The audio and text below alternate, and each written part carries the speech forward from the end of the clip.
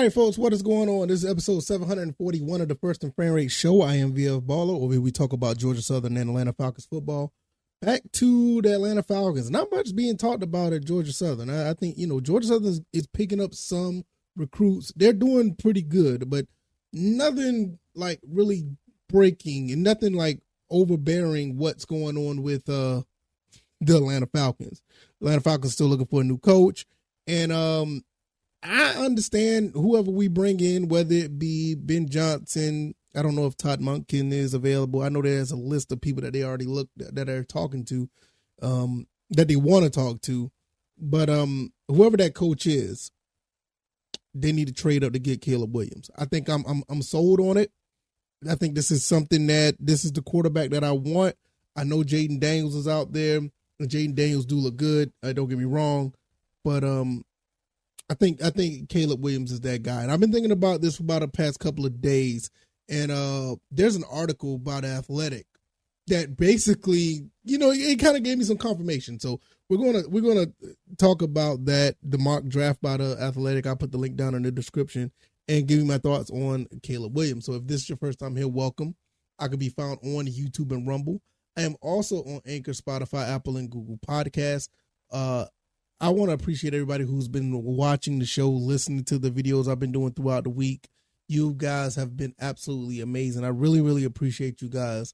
All the new subscribers, you guys are great. We're over 1,500 subs on YouTube. On the podcast side, I think we're weekly. It may not sound like a lot, guys, but trust me, it goes a long way when you have 40, 50, in some cases 60, listeners a week listening to this show. For a guy who's just, doing it all and doing everything himself is awesome, to get that feedback. I really, really appreciate it. So with that being said, I can also be found on Twitter or X at VF Baller. The website is firstandframerates.com. And if you want to donate to the show, CashApp and PayPal links are below. You can check those out as well in the description. And we'll just get into this. Caleb Williams. Why am I sold on Caleb Williams? I think even though with all the situations that's going on, people talk about his, mental state or how he was crying to his mom after he lost the game. I don't think that's too much of a concern. I just think the kid can make every throw. He can make every throw. He can get out the pocket. He can make things go. And as far as I'm concerned, I think he fits very well with this offense. You're looking at an offense that has Kyle Pitts, who made an Instagram post saying he's ready for year 4. That sounds exciting. You have Drake London here. You have Bijan Robinson, Tyler Algier. You got 4 guys right there that's bona fide playmakers. And you're probably going to bring in one more person as for a wide receiver number 2. And I would like to see Jonnu Smith come back, but I'm not 100% sure. But that would be excellent to have Jonnu Smith and Kyle Pitts and the rest of those guys, along with the rest of those guys, and you plug in a quarterback like this with Caleb Williams, I think that this is going to be on point.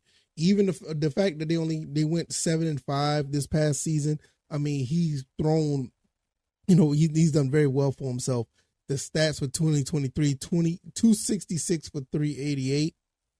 He threw the ball that many times.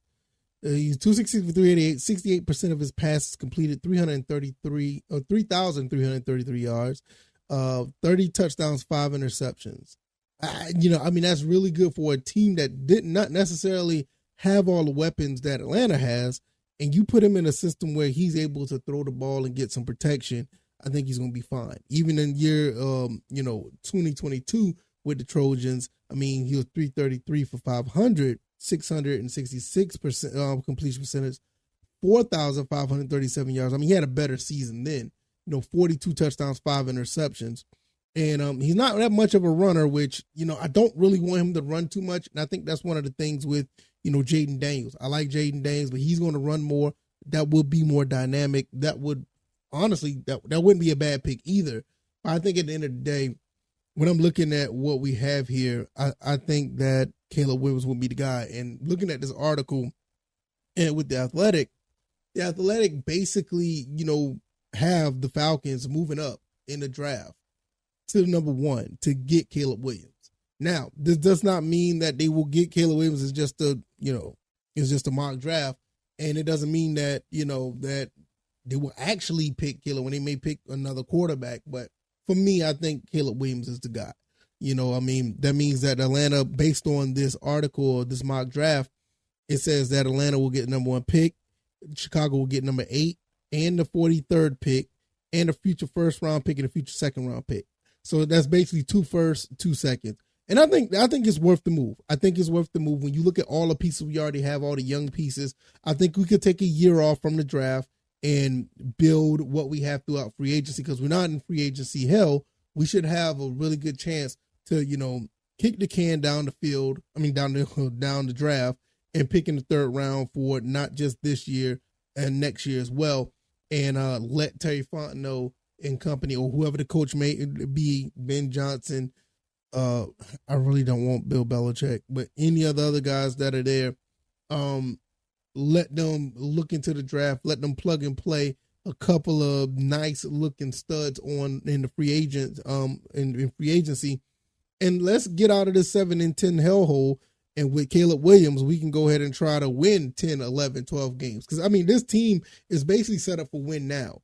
And not too long ago, not only just this article, shout out to Mad Mike and those guys over there on the podcast, not podcast, but on their Discord. Talking to a couple of guys on Discord, and a lot of guys were making a pretty good case for Caleb Williams. That was really cool to see, because this is something that I was kind of thinking about in the back burner. And, because I'm be honest with you guys, I was much of a Jaden Daniels, or I was a Bo Nix guy. One of those two. I thought one of those guys would be a perfect fit for the Falcons, but that was before Arthur Smith even was fired. So, but now we don't know what kind of coach we're bringing in, but any coach that we bring in, I think Caleb Williams is going to be, I think he would be the perfect fit for the Falcons right now. They need to go ahead and make that move. I think it'd be great for them. Justin Fields in Chicago seems like he's solidified in Chicago. I don't think they're going to make a move to get rid of Justin Fields, even though Justin Fields did say goodbye in the, he did say goodbye on I think it was Instagram or something like that to the Bears, but to the Bears fans. But I think they can keep him, even if they don't still go after trying to get this number 1 pick. You give them, or you make them tell you no, because I think that the Falcons could move up, get this pick, and even at number 8, I think Chicago will still be able to get somebody that they would like. Personally, if it was me, based on the way that Justin Fields has been playing, I think they go ahead and hold on to him for at least one more year. If it don't work out, you're good. You still have, those picks that we got from the Falcons as well. And if they don't work out, Chicago's still going to be like possibly top 10. I think it'll work out either way. So, for both sides, the Chicago Bears are playing with house money. The Atlanta Falcons are 1 quarterback away. It's almost like a match made. Like it could work out this way. So I'm content with this move. I'm okay with it, but I really believe that the Falcons would be in Caleb Williams. I think that's the no-brainer. That's the move that they need to make. I know some people are going to sit here and say Jaden Daniels. Drake May looks like a good prospect. I'm not sold on him. Michael Penix. I never was that big on Michael Penix, but okay. But I think at the end of the day, you move up to go get Caleb Williams. I think that's the move right there. Jaden Daniels is probably is 1A. You can't go wrong with either one. But it's just, for me, the more I think about it, I think Caleb Williams just have better ball placement when it comes to passing, and the receivers that we have, we could really use the ball placement. And I don't think he's going to move around as much, so it'll be less risk of him getting injured. Jaden Daniels does move around a little bit more. I think he ran for like over 1,000 yards. So you don't want him to be in a situation like, Anthony Richardson or anything. Anthony Richardson looked like he had a lot of promise, but they beat that kid up so bad in Indianapolis. It was almost criminal. how that look. But I think that this is the move.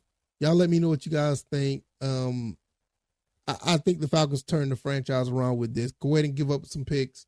You already got everything else in place. Shout out to Terry Fontenot, even, Coach Arthur Smith for getting this together. But this go round, you don't swing and miss on a quarterback this time. You got to get the sure thing. I think Caleb Williams is the surefire move right here. Jaden Daniels is not necessarily, you can't go wrong with either one. But I'm picking I'm picking Caleb Williams. So let me know what you guys think. If you like this commentary, hit the like button, share this podcast, subscribe to the channel if you haven't already. Let me know what you guys think. Jaden Daniels, Caleb Williams. I'm sold on Caleb Williams. Go ahead and move those picks. Give him the number 8. Give him the second round pick. Give him a first and the second next year. Just like they said in Athletic, if they want more, I am willing to give them at least one more pick. Probably give them like a 4th or something like that. Sweeten the pot, move up there, and make it happen. Make it happen, because you're moving up, but you're not moving too far up. I mean, 8-1 it's a leap, but it's nothing like you're moving out the top 10. The Bears are not moving out the top 10, so they can still get a pretty good asset. Plus the haul of picks you're going to get. You're going to get another first round pick next year. So it's like Chicago, you still got a good quarterback with Justin Fields, so they're going to be all right.